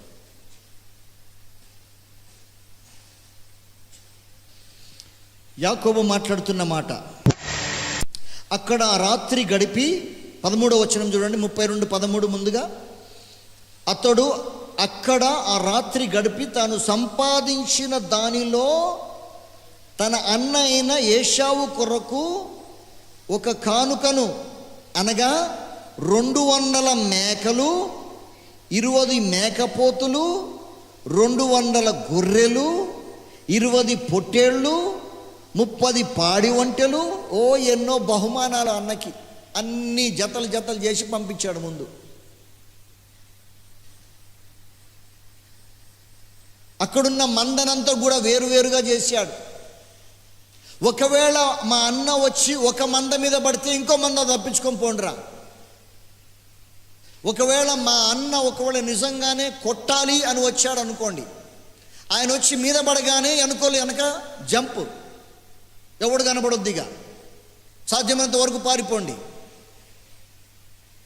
అందరినీ పంపించి వేశాడు, అన్నిటినీ పంపించి వేశాడు. యాకోబు తాను సంపాదించిన యావత్తూ పంపించేశాడు. శాపగ్రస్తమైన జీవితం కదా. వాక్యంలో రాబడిన మాట ఏంటో చూస్తారా ఇప్పుడు? వాటన్నిటినీ యాకోబు ఎబ్బోకు రేవు 21-22. అతడు కానుకను తనకు ముందుగా పంపించి తాను గుంపులో ఆ రాత్రి నిలిచెను. ఆ రాత్రి అతడు లేచి తన 2 భార్యలను, తన 2 దాసీలను, తన 11 మంది పిల్లలను తీసుకొని ఎబ్బోకు రేవు దాటిపోయెను. యాకోబు వారిని తీసుకొని ఆ ఏరు దాటించి, ఇప్పుడు చదవండి గట్టిగా, అమ్మా అందరూ చదవండి, గట్టిగా చదవండి. ఏమంట? తనకు కలిగినదంతయు యాకోబు ఇన్ని రోజులు సంపాదించినంతా పంపించేసి, ఆ తర్వాత మాట ఏమంట, యాకోబు ఒక్కడు మిగిలిపోయాడు. యాకోబు, దేవుని వాక్యం చెప్తున్నమాట, జేకబ్ వాజ్ లెఫ్ట్ అలోన్, ఒంటరి వాడైపోయాడు. ఇంత సంపాదించి, ఇన్ని లక్షల డబ్బులు సంపాదించి, ఇన్ని పొలాలు సంపాదించి, ఇంత వ్యాపారం చేసి నువ్వు చివరికి నీ జీవితంలో ఒక్కడివి మిగిలిపోతావు. గుర్తుపెట్టుకో ఈ మాట. నీ అన్న, నీ సొంత వారు కూడా నీ దరికి రాని రోజు వస్తుంది నీ జీవితంలో. జాగ్రత్త సుమా, నీ జీవితం చాలా డెలికేట్. నువ్వు అనుకుంటున్నావేమో, సంపాదించాను, విర్రవీగుతున్నాను, తొలతూగుతున్నాను అని నువ్వు అనుకుంటున్నావు. కానీ చూడు, యాకోబు సంపాదించిన యావత్తు, కొన్ని లక్షల కోట్ల ఆస్తి కలిగిన యాకోబు అన్నీ వదులుకున్నాడు. ఇప్పుడిక తన ప్రాణం మీదకి వచ్చినప్పుడు యాకోబు ఏం చేస్తున్నాడు అంటే, అన్నిటినీ పంపివేసి, అందరినీ పంపివేసి, తనకున్న యావదాస్తిని పంపేసి, తను సంపాదించినదంతా పంపేసి, ఆ రాత్రి యాకోబు ఒక్కడు మిగిలిపోయాను. He was left alone. బతుకుంటే బలుసాగు దీన్ని బతుకొచ్చురా. మా అన్నొచ్చి వాళ్ళ మీద పడితే వెనక నుంచి అడ్రస్ చెప్పకుండా పరిగెత్తాలి నేను. మీరు ముందు పోండి, నేను వెనకొస్తా. యాకోబు జీవితం ఇప్పుడు నవ్వు రావట్లేదమ్మా మీకు? నవ్వట్లేదే? నవ్వండి యాకోబు జీవితాన్ని చూసి. యాకోబు జీవితాన్ని వింటా ఉంటే, ఇన్ని సంపాదించావు, దేనికి సంపాదించావురా నాయన? దేనికి సంపాదించావు? యాకోబు జీవితం నవ్వుల పాలైపోతా ఉంది ఇప్పుడిక. వాళ్ళందరూ చూసి నవ్వుతున్నారు. ఇశ్రాయేలు ప్రజలారా, మీరు శాపాస్పదమైపోయారు, మీరు హాస్యాస్పదమైపోయారు అంటాడు ముందు వచనాల్లో. మీ జీవితాలు హాస్యాస్పదమైపోయాయి, నవ్వుల పాలయ్యారు మీ బ్రతుకులు, మీ జీవితాలు నవ్వుల పాలై. ఈ రోజున యాకోబును చూస్తే దేనికోసం వీడు ప్రయాసపడిందంతా, పగలనక, రాత్రనక, ఎండనక, మంచనక, వర్షం అనక, పగలు రేయి పనిచేసి చీకేసిన టెంకాయలాగా అంతా అయిపోయిన తర్వాత మేము సేవ చేస్తాం అయ్యగారు. ఏం సేవ చేస్తావయ్యా ఇప్పుడుగా? ఉద్యోగం ఉన్నప్పుడు సేవకు రారు, ఉద్యోగం ఉన్నప్పుడు సేవలు ఉండరు, ఉద్యోగం ఉన్నప్పుడు సేవకుని చేదోడు వాదోడుగా ఉండరు. నీ ఉద్యోగం అంటూ కనీసం మందిరానికి కూడా క్రమంగా రావు నువ్వు. ఏంటి నీ జీవితం? సంపాదించేది ఎవరి కోసం సంపాదిస్తున్నావు? ఓ బుద్ధి లేనివాడా, నువ్వు సంపాదించినవి ఎవరి అవుతాయి అని అడుగుతా ఉంది వాక్యం.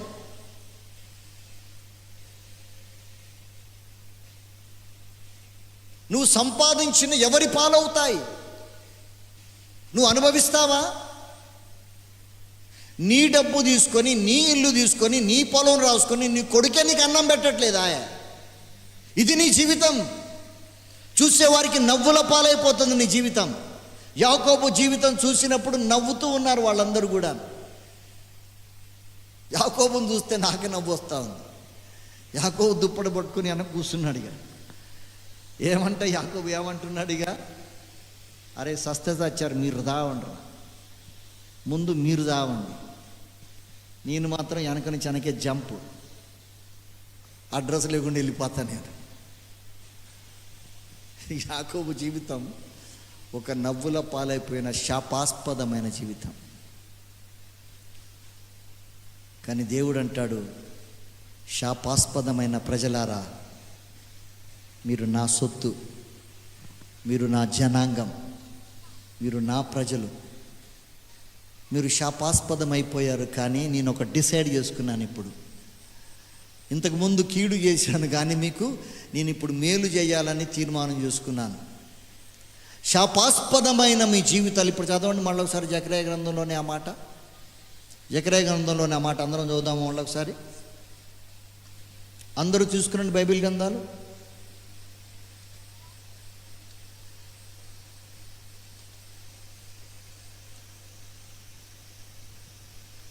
జకర్యా గ్రంథం 8వ అధ్యాయం 13వ వచనం. అందరం బిగ్గరగా చదువుదాం. పక్కోళ్ళకి నిద్రపోయేటట్టు చదవాలి మీరు, మరి మామూలుగా కాదు.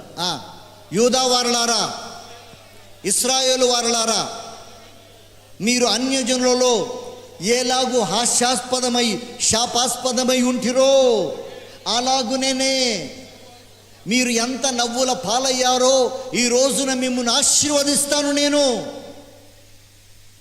I want to bless you. ఆ రాత్రి యాకోబు ఒక్కడు, అన్ని సంపాదించిన యాకోబు అన్ని పంపించాడు. అంటే దాని అర్థం ఏంటంటే, ఇక నాకు ఏది, ఒరే మామ నువ్వు మిగిల్చలేవురా, నన్ను ఒత్తి చేతులతో పంపించేవాడురా, మామని తిట్టాడు. కానీ ఇప్పుడు తనే చేతులారా అన్ని పంపించేసి యాకోబు ఒక్కడు మిగిలిపోయాడు. ఆ రాత్రి ఒక మనుషుడు వచ్చి పెనుగులాడుతూ ఉన్నాడు యాకోబుతో. నువ్వెవడివిరా? ఆశీర్వదింపబడిన వాడవు. ఏం చేసావురా ఎంతకాలం? నువ్వు ఎక్కడికి పోయావురా? నువ్వు తిరుగుతున్నావు, ఎక్కడ తిరుగుతున్నావురా? ఆ చెల్లనైనా మెల్లనైనా స్వరం, రోషం కలిగిన ఆ స్వరం, నువ్వు నా వాడివిరా, నువ్వు నా సొత్తు, నువ్వు నా జనాంగం, నువ్వు కదా నాకు ప్రాముఖ్యం, నిన్ను ఎలా వదులుకుంటానురా? పోరాటం జరుగుతూ ఉంది. రాత్రి కుస్తీ పడుతూ ఉన్నారు వాళ్ళిద్దరూ. ఆ కుస్తీ పడుతూ ఉండగా ఆ రాత్రి పెనుగులాడుతున్న ఆ పెద్ద మనిషి అన్నాడు, ఒరే తెల్లారుతుందిరా, నన్ను పోనీరా అన్నాడు. నేనేమైనా మోకులేసి కట్టానా? పోరాదు. నేనేమైనా కట్టానా? నేను పోరాదు అంటున్నాడు యాకోబు. పోవచ్చు, నువ్వు పోవచ్చు. నేను పోలేను అంటున్నాడు. నిన్ను ఇట్లా వదిలిపెట్టి నేను ఎలా పోవాలి? వాడు దొంగల చేతిలో చిక్కి కొర ప్రాణంతో అక్కడ పడి ఉండగా ఆ మంచి సమరుడు, యాజకుడు దాటిపోయాడు, లేవీయుడు దాటిపోయాడు, పాస్టర్ గారులు అందరూ దాటిపోయారు. కానీ మంచి సమరయుడిగా ఆయన వచ్చాడు. అంటాడు, ఆడు పడి ఉన్న చోటికి వచ్చి, నిన్ను దాటిపోలేను నేను, I cannot pass you by. నిన్ను ఎలా దాటిపోవాలిరా? నువ్వు చావు బ్రతుకుల్లో ఉంటే, నువ్వు చచ్చే పరిస్థితుల్లో ఉంటే, నిన్ను వదిలిపెట్టి రక్త మడుగుల్లో నువ్వు ఉంటే, నిన్ను వదిలిపెట్టి నిన్ను ఎలా దాటిపోను అంటాడు దేవుడు. అర్థమైందా దేవుని ప్రేమ నీకు? యాకోబు నీ జీవితంలో అన్నీ పోగొట్టుకున్నావు కాబట్టి నిన్ను వదిలిపెట్టి నేను పోలేనిక.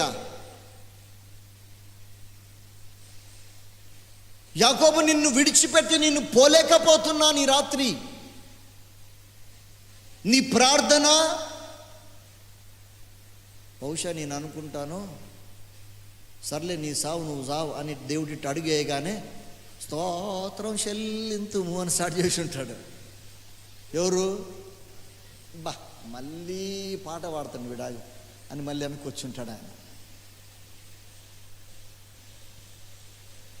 ఆయన అట్లా అడిగేసి పోబోదు, కొద్దిగా ముందుకు పోగానే ఈ ఎలిగెత్తి ప్రార్థన చేస్తూ ఉంటాడు. వీడిని ఎట్లా వదిలిపెట్టి పోవాలా? నేను మోకులేం చేసి కట్టలే. ఏం చేశాడు ఆ రాత్రి పెనుగులాట ఏంటి? ఆ రాత్రి పోరాటం ఏంటి? ఆ యుద్ధం ఏంటి? నా ప్రార్థన కానుకలు. నువ్వు కానుక తీసుకుని వస్తే ఆయన దాటిపోలేడు, తెలుసు కదా. అయ్యా ఆగండి ఆగండి ఆగండి, కొద్దిగా కాళ్ళు కడుక్కోండి, కొద్దిగా నీళ్లు చేస్తాను, అక్కడ మంచం వేస్తాను, కొద్దిగా నడుము వాల్చండి. ఎక్కడికి పోతారు? చాలా దూరం నుంచి వచ్చినట్టుగా కనబడతా ఉన్నారు. మీరు ఆగండి, అక్కడ ఆగిపోయారు. అయ్యా నీ దాసుని నువ్వు దాటిపోవద్దు ఈ రాత్రి అంటాడు. 18వ అధ్యాయం 3వ వచనంలో, ఆదికాండం 18వ అధ్యాయం 3వ వచనంలో, అయ్యా ఈ రాత్రి నీ దాసుడనైన నన్ను నువ్వు దాటిపోవడానికి వీల్లేదు అంటాడు అబ్రహాం. అయ్యా కొద్దిగా నీళ్లు తెస్తాను, కాళ్ళు కడుక్కోండి, నడుము వాల్చండి. ఈ లోపలికి వెళ్ళి ఏం తీసుకొని వస్తాను? చికెన్ బిర్యానీ, మటన్ బిర్యానీ తీసుకుని ఆగిపోయాడు ఆయన. నీ అర్పణ చూసి అక్కడ ఆగిపోయే దేవుడు ఆయన. నీ అర్పణ ఆయనకు కావాలి. నీ అర్పణ తీసుకునే దేవుడు ఆయన. ఎదురు చూస్తూ ఉన్నాడు నీ కోసం. నీ ప్రార్థన కోసం ఎదురు చూస్తున్నాడు. అయ్యా, నేను నా ప్రార్థనను సిద్ధం చేసి కనిపెడుతూ ఉన్నానయ్యా. అయ్యా, నీ సన్నిధిలో ఉదయము, మధ్యాహ్నము, సాయంత్రము నేను ప్రార్థన చేస్తున్నానయ్యా. అయ్యా, నీ సన్నిధిలో నేను స్తుతిస్తున్నాను, ఆరాధిస్తున్నాను, పాటలు పాడుతున్నానయ్యా అని చెప్పి తెల్లారు లేచి అందరిని నిద్ర లేపుకుంటే పాటలు పాడారు. అట్ట కాదు నేను చెప్పేది. పాటలు పాడండి, కానీ మనసులో పాడుకోండి. పక్కోడు పడుకుండు కదా, వాడిని లేపబాకండి. నీకు దేవునికి ఉన్నటువంటి సంబంధం ఇది. ఒక్కడు మిగిలిపోయాడు, నువ్వు ఒక్కదానివే, నువ్వు ఒక్కడివే. ప్రియమైన సోదరులారా, సోదరులారా, ఈ రాత్రి మౌనమొక్కరమే. Alone, let's meet our God. మన దేవుని దగ్గరికి ఒంటరిగా పోతాం. ఆయన దగ్గరికి ఎప్పుడు కూడా ఒంటరిగానే పోతాం మనం. ఆయన ముందు నిలబడినప్పుడు కూడా ఒంటరిగానే నిలబడతావు. నీ భర్త వచ్చి నేను నిలబడడు, నీ భార్య వచ్చి నీ పక్కన నిలబడదు, నీకు రికమెండేషన్లు ఏమీ ఉండవు. నువ్వు ఒక్కడివే నిలబడాలి, సచ్చినడు నిలబడాలి. అక్కడ నీకు ఇష్టం ఉన్నా లేకపోయినా నిలబడాల్సిందే అక్కడ. అప్పుడు అడుగుతాడు, అయ్యా నువ్వు పోగానే నన్ను మాత్రం దీవించిపోయా. ఇంకేం దీవనరా బాబు, నీకేం తక్కువ చేశా? వేల లక్షల గొర్రెలు ఉన్నాయి నీకు, ఏం తక్కువ చేశా? నీకు కావలసిన పశు సంపద ఉంది, ఇదే కదా మీ యావదాస్తి. నీకు కావలసిన పశు సంపద ఉంది, కావలసిన భార్య బిడ్డలను ఇచ్చాను, కావలసిన కుటుంబాన్ని ఇచ్చాను, కావలసిన బంధువర్గం ఇచ్చాను, నీకు కావలసినంతా ఇచ్చాను, ఇంకేంటి ఆశీర్వాదం? యాకోబు అంటాడు, అయ్యా ఇది ఆశీర్వాదం కాదు, వద్దయ్యా ఈ ఆశీర్వాదం, ఇది కాదు ఆశీర్వాదం. గ్రహించాను ఇప్పుడు నా జీవితంలో ఇదంతా శాపాస్పదమైన నా జీవితం అని గ్రహించాను. నేను నిన్ను నిర్లక్ష్యం చేశాను, నీకు దూరం అయ్యాను. అయ్యా నాకు తెలుసు ఇది ఆశీర్వాదం కాదయ్యా, నీ దయలో నాకు దయచేసింది, ఇది నీ దయ అయ్యా, ఇది నీ దీవెనయ్యా. కానీ నాకు ఇది కాదు కావాల్సింది, నీ ఆశీర్వాదం కావాలి. 32వ అధ్యాయం 32వ అధ్యాయం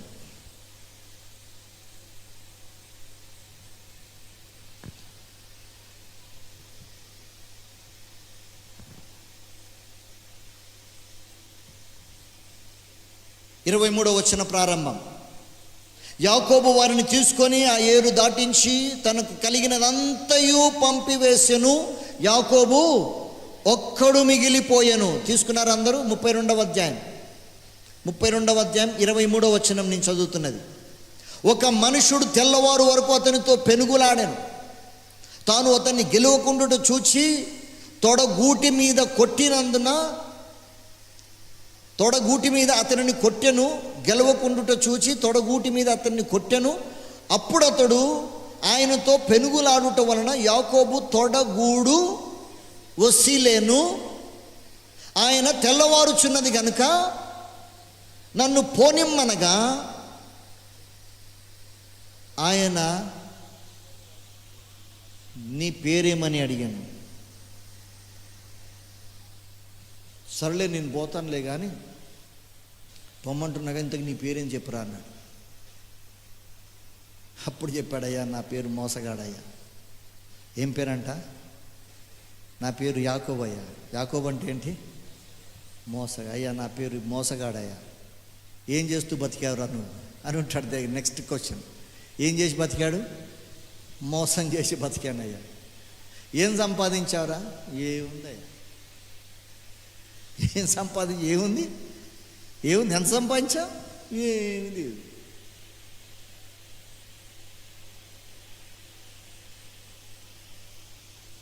ఏంట్రా నీ ఆటలు మరి? అప్పుడు అంటున్నాడు, నీ పేరేమని అడుగగా యాకోబు అని చెప్పాను.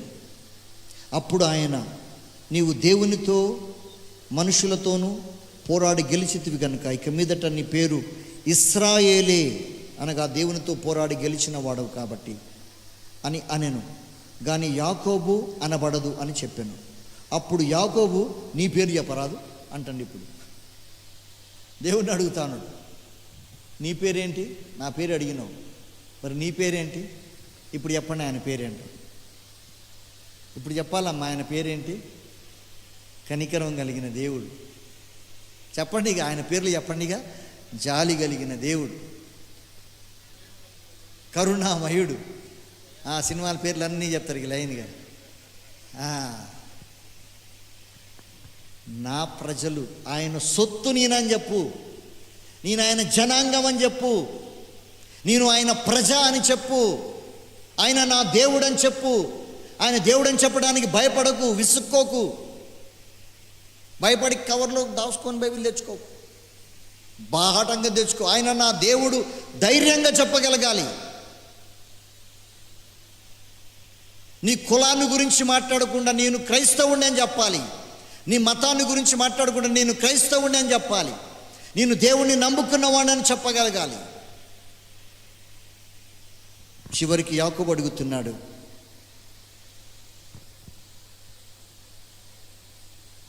నీవు నన్ను ఆశీర్వదించితే కానీ ఇక్కడి నుంచి నువ్వు పోవటానికి వీల్లేదు. అక్కడ అందుకు ఆయన 29వ వచనం, యాకోబు పేరు అడిగిన తరువాత అందుకు ఆయన, నీవు ఎందు నిమిత్తము నా పేరు అడిగితివి అని చెప్పి, పేరు చెప్పలేదు కానీ దానికంటే గొప్ప కార్యమే చేస్తున్నాడు. అక్కడ అతనిని ఆశీర్వదించెను. అమ్మ జాగ్రత్తగా వినండి. దేవుడు యాకోబును ఆశీర్వదించెను. అప్పటి వరకు యాకోబు హీరో నడిచినట్టు నడిచాడు కదమ్మా. ఇప్పుడు ఏది ఆశీర్వాదం? అదే ఇదే చెప్పాలి. అదే ఆశీర్వాదం, ఇదే ఆశీర్వాదం. యాకోబు జీవితంలో ఏది ఆశీర్వాదం అంట? అయ్యా ఈ డబ్బులు, ఈ హోదా, ఈ అంతస్తు, ఈ కార్లు, ఈ బంగళాలు, ఈ మేడలు, ఈ మిద్దె, ఇదంతా కాదయ్యా. నువ్వు కొడితే కాలు ఇరిగినా పర్వాలేదు కానీ అయ్యా నేను నీతోటే ఉండాలయ్యా, నీతో ఉండాలని ఆశపడుతున్నానయ్యా. అయ్యా నువ్వు నా దేవుడవయ్యా. ఇది ఆశీర్వాదం అంటే. నేను గ్రహించానయ్యా, నేను ఇంతవరకు తెలుసుకోలేకపోయాను. శాపాస్పదమైపోయిన మా బ్రతుకులు 70 సంవత్సరాలు చెరలోకి వెళ్ళిన తర్వాత మాకు బుద్ధి జ్ఞానం వచ్చిందయ్యా. ఇప్పుడు నీతోనే ఉండాలని ఆశపడుతున్నాం.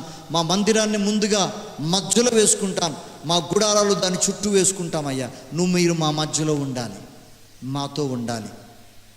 ప్రభు అంటాడు, నేను మీతో ఉంటాను, మీ మధ్యలో ఉంటాను, మీతో కూడా వస్తానంటాడు దేవుడు. ఆయన నీతో ఉండాలని ఆశపడుతున్నాడు. నీకు ఆశ ఉందా? ఈ రాత్రి ప్రభుతో ఉండాలన్న ఆశ నీకుందా? యాకోబు అన్నాడు, అన్నీ పోనీ అయ్యా, అన్నీ పోయినా పర్వాలేదు, నాకు ఎవరు కావాలా? ఆశయ్యా, చిన్న ఆశయ్యా, ఓ యేసయ్యా నీవే తీర్చాలయ్యా. ఆశయ్యా, చిన్న ఆశయ్యా, ఓ యేసయ్యా నీవే తీర్చాలయ్యా. నీతో నేను నడువాలని, నీతో నేను ఉండాలని. ఏంటంట? నీతో నిన్ను నడువాలని, నీతో నేను ఉండాలని. ఆశయ్యా, చిన్న ఆశయ్యా, ఓ యేసయ్యా నీవే తీర్చాలయ్యా. ఆశయ్యా, చిన్న ఆశయ్యా, ఓ యేసయ్యా నీవే తీర్చాలయ్యా. నడవలేక నేను ఈ లోకయాత్రలో బహుదని నీతినయ్యా. నడవలేక మోసపోయానయ్యా, శాపగ్రస్తమైపోయిన జీవితం అయ్యా. నడవలేకపోతున్నాను, నడువలేక నేను ఈ లోక యాత్రలో నేనైతిని. మాటలు లేవు నా దగ్గర. అయ్యా నేను బలహీనుడని అయిపోయాను, ఓడిపోయాను, అలసిపోయాను, నా జీవితం క్షీణించిపోయిందయ్యా. ఇప్పుడు నీ ఆశీర్వాదం కావాలి, నీ దీవెన కావాలి, నన్ను దీవించి పంపండి అయ్యా. అవేమొద్దయ్యా, అవి ఉంటే ఉన్నాయి, లేకపోతే లేదు. ఎప్పుడైతే ఆశీర్వాదం వచ్చిందో అన్న క్షమాపణ కూడా వచ్చింది. శ్రేష్టమైన స్థలం ఇచ్చారు. ఇశ్రాయేలు దేశం ఈ రోజు వరకు అలా ఉంది ప్రపంచంలో. ఆ ఇశ్రాయేలే యాకోబు. శాపాస్పదమైన జీవితాన్ని దేవుడు ఏం చేశాడు? ఆశీర్వాదాస్పదముగా చేశాడు. తనలోంచి కళ్ళు మూసుకుందాం, ప్రార్థన చేస్తున్నా. శాపాస్పదమైన మన జీవితాలు, శాపముతో నిండిన మన జీవితాలు, పాపమేమి దోషమేమి అని అడుగుతున్నావు కదూ. ఇప్పటికి అర్థం కావాలి నీకు, నువ్వు చేస్తుంది ఏంటో నీకు అర్థం కావాలి. ఇప్పటికైనా ఆయనతో ఉండాలని, ఆయనతో కలిసి ఉండాలని, ఆయనతో జీవించాలని ఆశ నీకుందా? అయ్యా ఏదో అనుకున్నాను, దేనికోసమో ప్రాకులాడాను, బ్రతుకుదామని వెళ్ళాను, మరణం తెచ్చుకున్నాను, మరణపు అంచుల్లోకి వెళ్ళాను, అంతా పంపించేశాను, నేను ఒక్కడిని మిగిలిపోయాను ఈ రాత్రి. I'm left alone, oh lord. No one around me. I'm all alone by myself, standing in your presence. అయ్యా నీ సందులో నిలబడ్డాను, నేను ఒంటరిగా వస్తున్నాను, నేను ఒక్కడిని వస్తున్నానయ్యా. ఈ రాత్రి నువ్వు ఒక్కడివే, నువ్వు ఒక్కదానివే. దేవుని సన్నిధిలోకి వచ్చి నీ గుండె మీద చేసుకొని చెప్పు, ఆశీర్వాదం ఏంటో నీ జీవితంలో. ఏం సంపాదించావో చెప్పు, దేని కొరకు ప్రాకులాడుతున్నావో చెప్పు. నీ దేవునితో మాట్లాడు. అయ్యా నా జీవితం నవ్వుల పాలైపోయిందయ్యా. దేవుణ్ణి నమ్ముకున్నామన్న పేరు మాత్రమే ఉంది, కానీ నవ్వుల పాలైపోతున్నాం.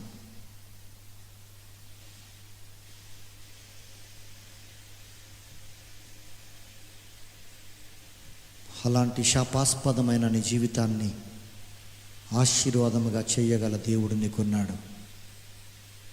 శక్తి కలిగిన, సామర్థ్యం కలిగిన దేవుడు నీకున్నాడు. నిన్ను బలపరిచే దేవుడు నీకున్నాడు.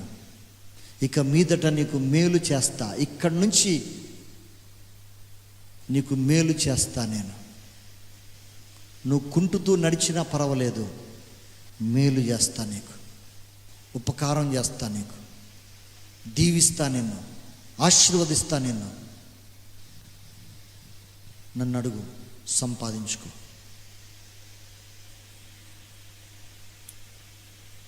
ప్రేమగల మా పరలోకపు తండ్రి, ఈ రాత్రి మీ పాదాల చింతకు మరొకసారి వస్తూ ఉన్నాం. 70 సంవత్సరాల చెర తరువాత మీ అద్భుతమైన అమూల్యమైన వాగ్దానాలు మాకు ఇస్తూ ఉండగా, మా ఎడారి బ్రతుకులకు, మా జీవితాలకు అవసరమైన ఓరటను కలిగించే శ్రేష్టమైన మీ వాక్కులు, దీనుడవుగా, రక్షకుడవుగా మా కొరకు దిగి వస్తున్న మా దేవ, మా మధ్యలోకి వస్తున్న మా దేవ, గాడిదను గాడిద పిల్లను ఎక్కి భారవాహకముగా చేసుకొని దానిపై ప్రయాణిస్తున్న మా దేవ, మా కొరకే దిగి వస్తున్న మా దేవ, మమ్మను చేరవస్తున్న మా దేవ, మిమ్మల్ని ఎదుర్కొనే ప్రజలముగా మేము ఉండగలుగుటకు, మీతో కలిసి జీవించాలని, మీతో కలిసి ఉండాలని, మీతో మేము జీవించాలని, మా జీవితాలు మీకు అందించాలని, మా బ్రతుకులు మీ చేతుల్లో పెట్టాలని, మీ ఆశీర్వాదం కావాలని యాకోబు అడిగినట్టుగా అయ్యా మీరు నన్ను దీవించిన తప్ప ఇక్కడి నుంచి పోకూడదు అన్నట్టుగా ఈ రాత్రి ప్రభా నిన్ను కాళ్ళు పట్టుకొని నీ చేతులు పట్టుకొని బ్రతిమిలాడుకొని మేము అడుక్కుంటూ ఉండగా ఈ రాత్రి మమ్మల్ని దీవించి వెళ్ళమని కోరుతున్నాం ప్రభు. ఆశీర్వదించండి అయ్యా, మీ దీవెనలు సమృద్ధిగా ఇవ్వండి. మార్పు చెందిన మారిన మా బ్రతుకులను చూడండి ప్రభు అని ఎంతమంది ఈ రాత్రి ప్రార్థన చేసుకుని తీర్మానించుకున్నారో వారి జీవితాలను మార్చండి. మారిన వారి జీవితాల్లో మేము మేళ్ళు, ఉపకారాలు, దీవెనలు, ఆశీర్వాదాలు సమృద్ధిగా మెండుగా నిండుగా దయచేయమని కోరుతున్నాను. మీ దయ వారిపైన ఉంచండి, మీ కటాక్షం వారికి అనుగ్రహించండి. మమ్మల్ని అందరినీ మీ చేతులకు అప్పగించుకుంటున్నాం. ఈ వాక్యాన్ని ముద్రించి మా జీవితాల్లో కార్యాలు జరిగించమని ప్రభువైన యేసుక్రీస్తు నామములో అడిగి ప్రార్థన చేస్తున్నాం తండ్రి. ఆమేన్.